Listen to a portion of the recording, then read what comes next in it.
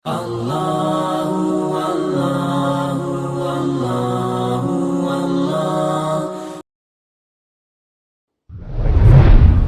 Saudaraku seiman, Allah menyuruh kita mendahulukan Nabi Muhammad SAW dari diri kita sendiri. Apapun yang kita suka, kalau Nabi SAW larang, wajib kita tinggalkan, walaupun diri kita suka. Apapun yang Nabi SAW perintahkan, walaupun diri kita tidak suka, kita wajib melakukannya. Allah berfirman, dan itu makna daripada firman Allah dalam surah Al-Ahzab ayat 6, A'udzu billahi minasyaitonir rajim, an-nabiyyu aula bil mu'minina min anfusihim. Nabi itu lebih pantas daripada diri-diri orang beriman itu sendiri. Sampai disebutkan dalam banyak hadis yang Nabi SAW sebutkan agar kita memahami masalah ini. Hadis riwayat Bukhari Muslim, kata Nabi SAW, la yu'minu ahadukum hatta akuna ahabbu ilaihi min walidihi wa waladihi wa nasi ajma'in. Yang artinya tidak akan sempurna atau tidak dianggap seseorang dari kalian beriman, tidak akan dianggap seseorang dari kalian beriman sampai dia menjadikan aku lebih dia cintai dari orang tuanya, anak-anaknya, bahkan seluruh manusia. Jadi kita tidak dianggap beriman kecuali kita sudah cinta. Dan cinta apa artinya? Loyalitas. Harus kita tunjukkan loyalitas. Bagaimana Nabi SAW pada saat beliau menerima orang-orang Madinah yang masuk Islam di musim haji yang dikenal dengan Bai'at Aqabah, maka baiat ini artinya mengambil janji setia.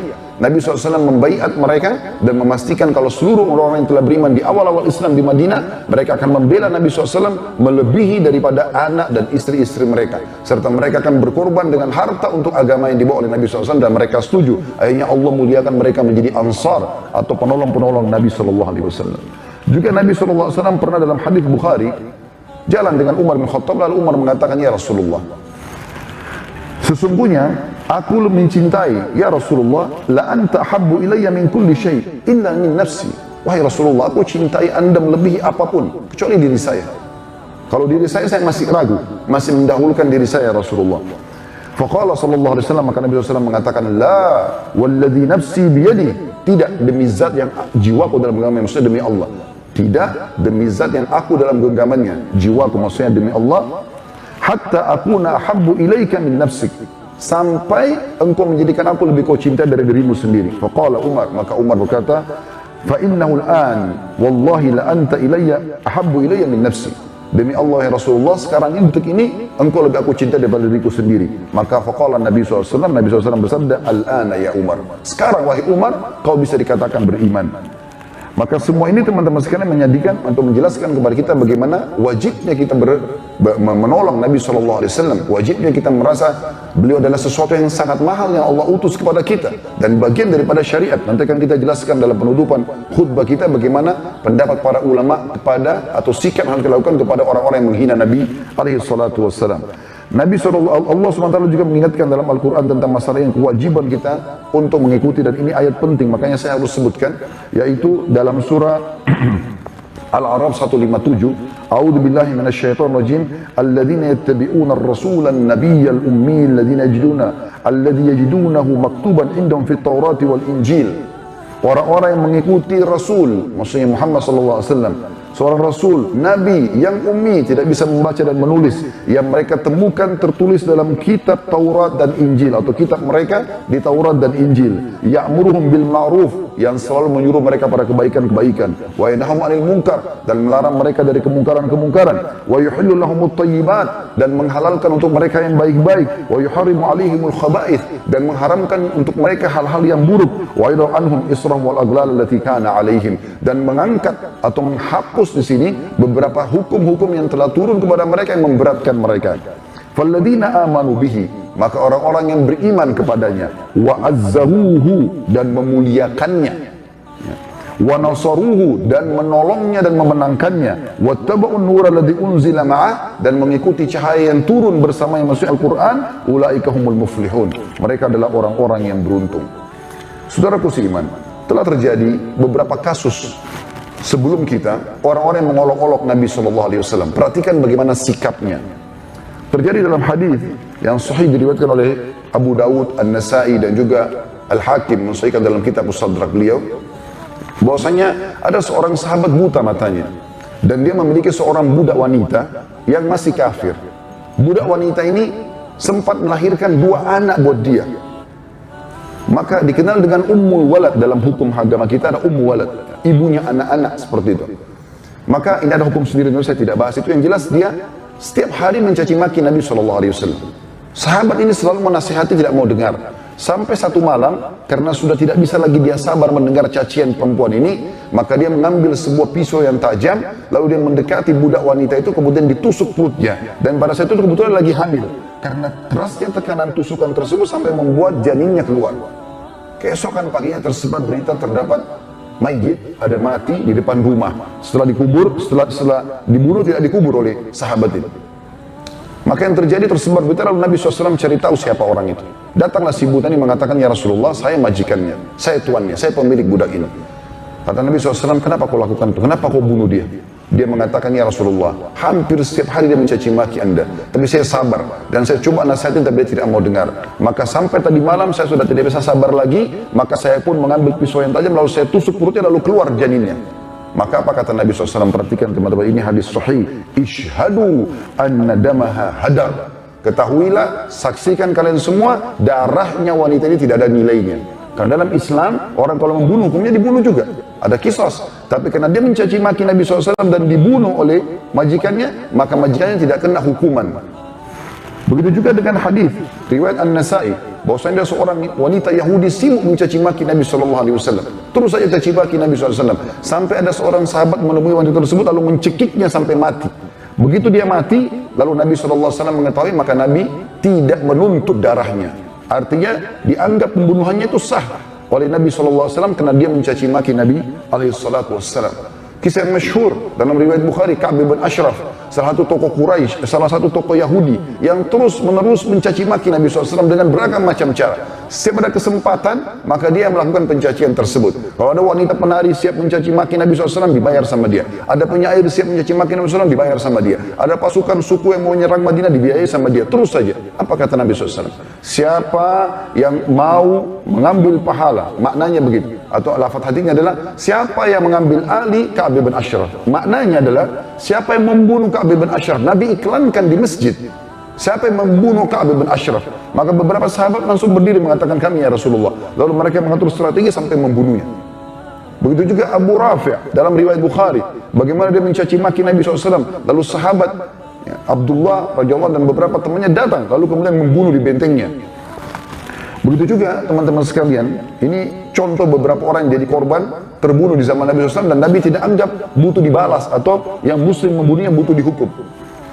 Juga pernah terjadi, ada dua kisah yang unik sekali. Kisah ini dinukil dalam riwayat Bukhari. Ada seorang Nasrani masuk Islam di zaman Nabi SAW dan sempat menjadi sahabat. Bahkan karena dia bisa menulis, dia menjadi penulis wahyu.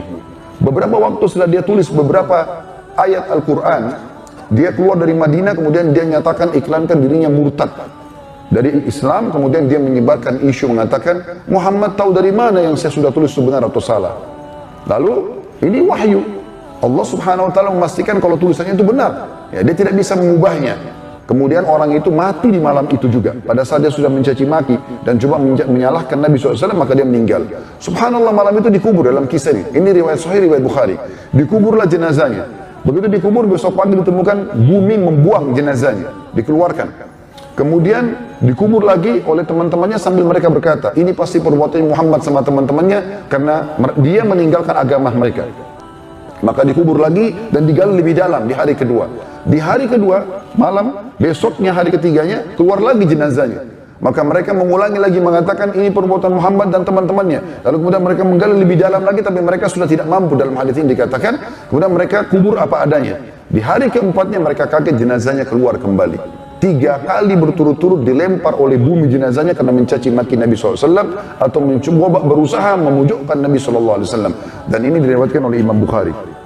Kemudian juga bagaimana Ibnu Hisham menyebutkan dalam sirahnya, disebutkan juga oleh Ibnu Taimiyah rahimahullah dalam kitab beliau As-Sarimul Maslul. Kisah ini ada 40.000 orang-orang Mongolia masuk Islam pada saat itu. Kejadiannya gara-gara Hulagu, salah satu panglima perang mereka atau raja mereka yang pada saat sudah menaklukkan Baghdad, kebetulan dia menikah dengan seorang wanita Nasrani, maka dia mengizinkan para dai-dai Nasrani untuk berdakwah di orang-orang Mongolia.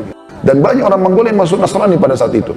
Pada satu hari dikumpulkanlah sebanyak mungkin orang-orang Nasrani, lalu salah satu pendeta mereka ceramah. Dan yang dia ceramahkan adalah bukan mengajak mereka ke Nasrani, tapi dia mencaci maki Nabi SAW agar orang-orang Mongolia tidak ada yang masuk Islam. Kebetulan di sebelahnya ada anjing yang sedang diikat, dan diikat dengan sangat kuat anjing ini, dan anjing ini memang anjing khusus untuk ya membunuh sebenarnya. Maka kemudian dia mencaci maki Nabi SAW, tiba-tiba anjing itu bergerak, mengamuk. Ya. Setelah itu lepas talinya, lalu dia datang lalu menggigit orang ini dengan sangat kuat. Setelah digigit, orang-orang coba melepaskan dengan susah payah, maka terlepas pada saat itu. Lalu orang-orang mengatakan, mungkin karena kau mencaci maki Muhammad? Dia mengatakan tidak, anjing ini sebenarnya mulia jiwanya. Dia pikir pada saat saya kasih isyarat dengan tangan saya mau memukulnya, maka dia coba melawan. Kemudian diikat kembali anjing tersebut. Dia coba kembali lagi caci maki Nabi SAW, maka yang kedua kali anjing itu meraung dengan keras, lalu kemudian terlepas dari ikatannya, lalu dia menggigit bagian leher pendeta ini sampai dia mati. Maka gara-gara itu 40.000 orang Mongolia masuk pada saat itu. Anjing saja membela Nabi SAW. Bagaimana dengan kita kaum muslimin? Paling tidak berdoa, paling tidak tunjukkan kepedulian kita. Jangan sampai kita sama sekali tidak seperti tidak ada apa-apa. Pemboikotan yang terjadi ini adalah sesuatu yang harus dilakukan sebenarnya. Karena memang ini yang kita bisa lakukan di saat sekarang. Kalau kita tidak tunjuk dan peduli teman-teman sekalian, lalu kapan lagi? Percaya teman-teman sekalian. Kalau seandainya umat Islam sekarang tidak melakukan apa-apa tentang masalah ini, maka mereka akan lebih jauh melakukan perbuatan-perbuatan yang hina. Mereka akan keluarkan peraturan-peraturan di Prancis dan di Eropa, bahkan negara-negara mereka, peraturan-peraturan yang akan menghina Islam, menghina cadar. Sekarang tidak asing, warga di Prancis pun sudah berani, saya lihat cuplikannya dengan mata kepala saya sendiri, bagaimana muslimah sedang jarang, tidak jalan normal, tidak mengganggu apa-apa, mendorong anaknya di atas keretanya, kemudian ditendang. Ya, kemudian ada yang dipukul, ada yang dihukum, ada yang sampai mati. Ini semua mereka lakukan hanya karena umat Islam membela Nabi Muhammad SAW. Allahul Musta'an. Oleh karena itu teman-teman sekalian, tunjukkan kepedulian kita. Sekali lagi, kalau ada saatnya kita marah, pada saat ini kita marah. Bukan dengan kita memberontak, tetapi kita justru melakukan dengan doa. Ya, kita melakukan pemboikotan yang kita bisa mampu. Apapun yang kita mampu lakukan, tunjukkan. Supaya nanti kita bisa menambah pahala kita dengan membela Nabi SAW di akhirat nanti. فبأي آلاء ربكما تكذبان رب المشرقين ورب المغربين فبأي آلاء ربكما تكذبان. Mari kita sama-sama selalu follow dan juga tentu lakukan pada semua channel-channel dakwah yang baik yang menyebarkan agama Allah Subhanahu wa taala, karena hak itu kebenaran bila dijunjung tinggi dan dipertahankan tentu batil akan hilang. Namun kalau kita tidak bekerja sama dalam mendukung kebenaran, maka otomatis kebatilan akan merajalela.